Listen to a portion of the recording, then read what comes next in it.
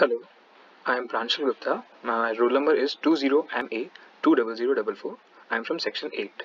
So this is my DIY assignment 4 task 1, where I have to demonstrate the open loop control for a DC motor using Proteus software. So here I have opened the sample project, and here we have the Arduino 328, and this is our motor shield. Here we have the L298 driver, which is a dual H-bridge IC, using which we can control the two DC motors here. And this motor is connected through channel A, which is input 1, input 2, and enable A switch. And the second motor is connected through channel B, which has input 3, input 4, and enable B switch.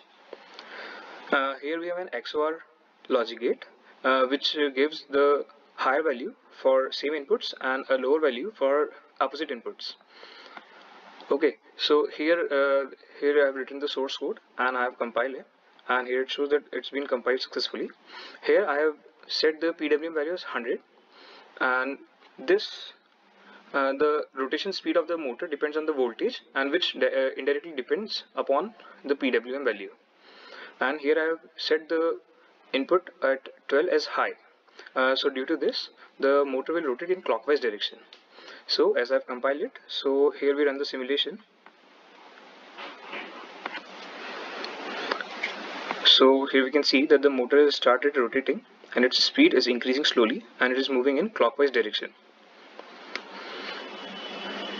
The speed will increase at a somewhat slow rate, and it will take some time, around 1.5 minutes, and then finally it stabilizes at a rotation speed of around 9.27, something like that. Okay, and now I stop this simulation and again go to my source code, and here if I change this value for input 12 as low and again compile my project, and then again go to the schematic capture and run the simulation, then we can see that the motor starts to rotate in the anti-clockwise direction. This is because we have set the value for the input 12 as low, therefore it starts rotating in anti-clockwise direction, and in this direction also it will again stabilize at a speed of 9.27 with a minus sign, as it is rotating in anti-clockwise direction.